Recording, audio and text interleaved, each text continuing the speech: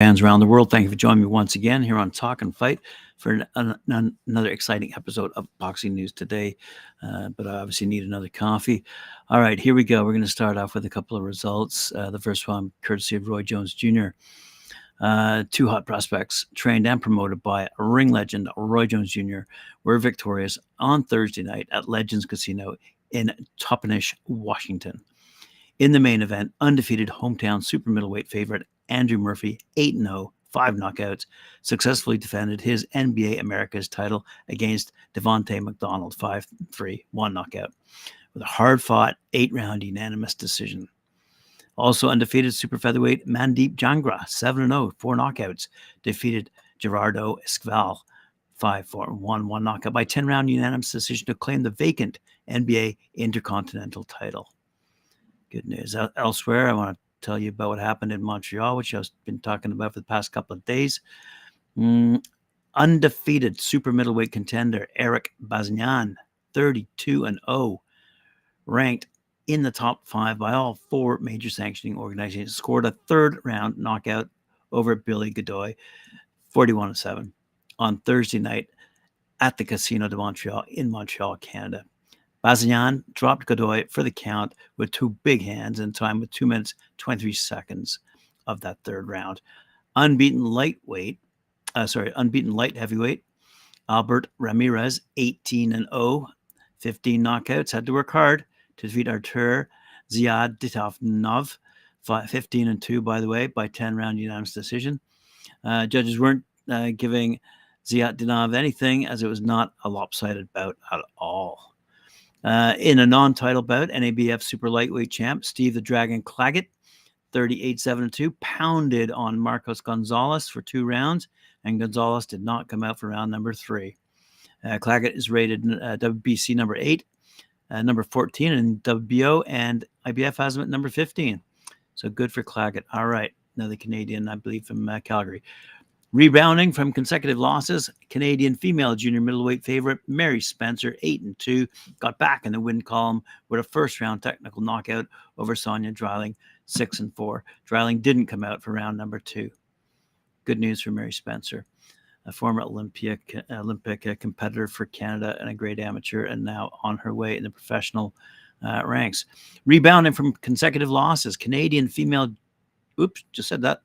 unbeaten lightweight John Orobio, 6-0, stopped Juan Ramirez, 5-5, with a body shot to end round number 2.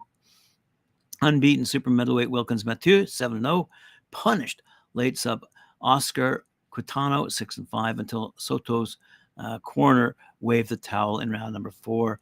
Unbeaten middleweight Moreno Fondero, 4-0, scored a second-round knockout against Ricardo Lara.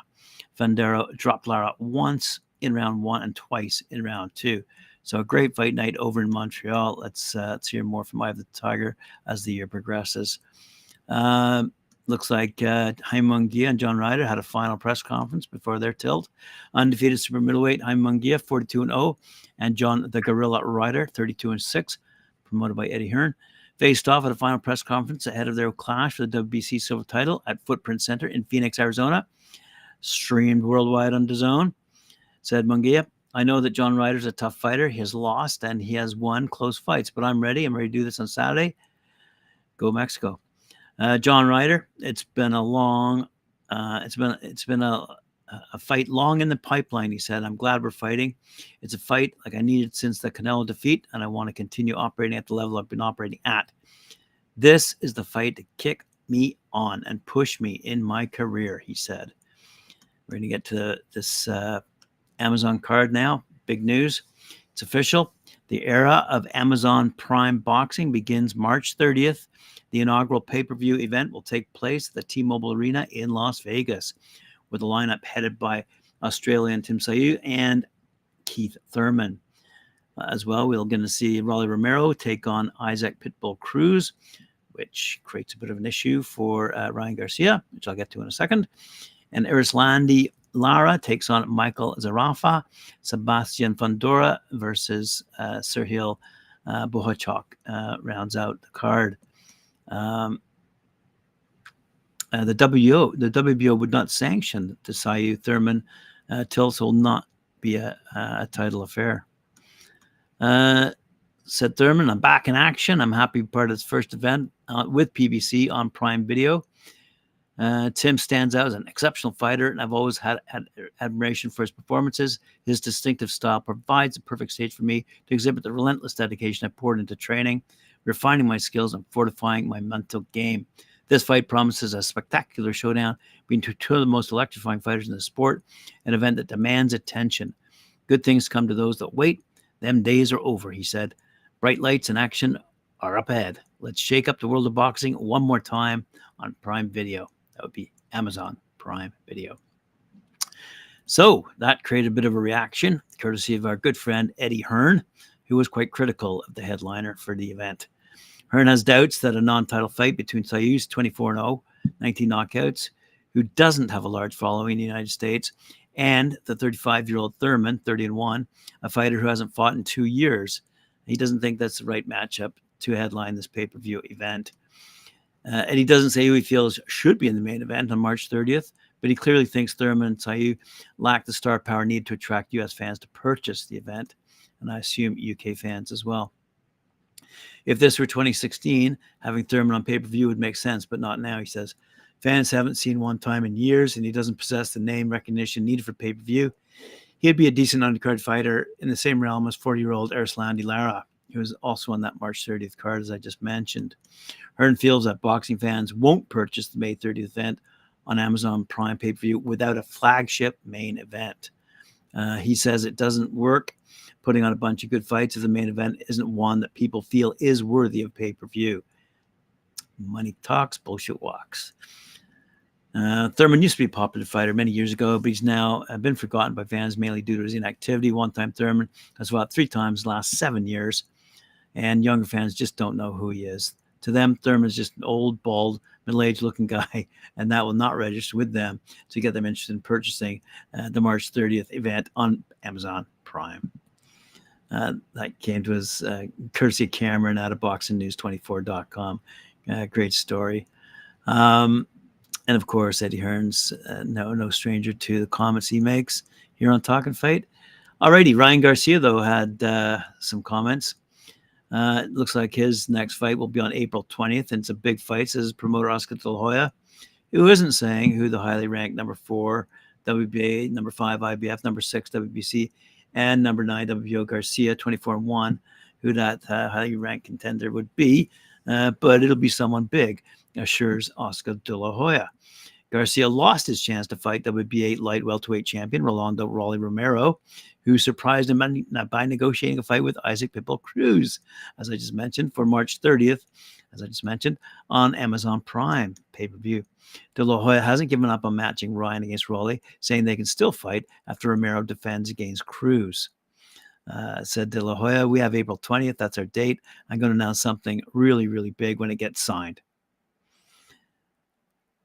So it's fair to say that Ryan's April 20th opponent will be someone who is harmless at the level of what fans have seen fight over the last few years. Dangerous opponents will be the ones that Ryan can make a killing fighting, like Devin Haney, Gervonta Davis, Teofimo Lopez, and to a certain extent, Rolly. He's not really dangerous, but he is for Ryan. Oscar didn't say whether he would attempt to put a fight together with Cruz and Ryan if he comes out victorious on March 30th. Rolly likely has a rematch clause in the contract with Pitbull, so De La Hoya will still need to wait for those two to fight twice before he looks to match Ryan against the winner. We'll have to wait and see. But this, of course, does not make Ryan Garcia very happy. Apparently, he's a influencer in terms of his fans on social media, and no one, according to BoxingScene.com, was more surprised or disappointed than Ryan Garcia to learn Thursday that Rolly Romero will fight Isaac Cruz next and not him. Garcia thought late Wednesday night that representatives for him and Romero were in the process of finalizing a deal for them, as I said, on April 20th for Romero's WBA super lightweight title. PBC instead announced Thursday afternoon that North Las Vegas Romero, 15-1, will defend his WBA 140-pound crown against Mexico City's Cruz, who's 25-2-1, 17 knockouts, who will move up from the lightweight limit of 135 pounds to challenge Romero on March 30th, as I said, at the T-Mobile Arena in Las Vegas. The Romero-Cruz fight will be the co-feature of the PBC's inaugural show with Amazon Prime, a pay-per-view event that will feature WBO junior middleweight champ Tim Tszyu, 24-0 against former WBA, WBC welterweight champ Keith Thurman. That's going to be a 12-rounder, by the way, non-title fight. Romero's decision to face Cruz has left Garcia searching for an opponent.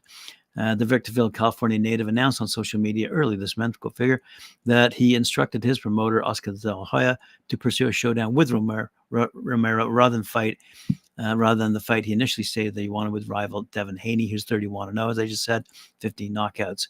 And he owns that WBC super lightweight title. Said Garcia, look, I was informed the deal was finalizing and it would be announced in the coming days. Obviously, that was a lie. My patience has been tested the last few weeks. I'm trying my best to be honest and real as I can, you guys. I'll be looking forward to announcing my next fight. I'm not going to say anything until it's actually signed and delivered. I still look forward to putting on a big pay-per-view for DAZN Boxing. Have a blessed day. So Garcia didn't specify who he thought was lying. Regardless, Romero's decision gutted Garcia, who Wednesday night had announced that the Romero fight would indeed happen in April. 420, by the way, on DAZN Boxing, pay-per-view tickets and locations soon, said Garcia in the message on Twitter, now X. It's time to enter battle once again. I understand there's been a lot of confusion, but this fight is happening. I'm happy to announce this. Everyone's going to post this soon, so don't worry. I love you guys. Comment what you think. The 25-year-old Garcia also noted Wednesday night on that same social media feed that Floyd Mayweather, whose company promotes Romero, announced on Instagram that Romero Garcia would be next. So Garcia said, by the way, Floyd posted this fight before everyone, so you know it's happening. Well, boxing fans, guess what? It ain't. So this is the world we live in. This is the industry we choose to talk about. That's why we call it Talk and Fight, because it's never over till it's over. And I guess you got to wait until everything's said, signed, done, deal. The I's are dotted, the T's are crossed, as I say. Thanks for joining me here on Talk and Fight. Appreciate it. Remember to like, share, subscribe, hit that notification bell. We'll see you on Monday at 11 a.m. Eastern Time.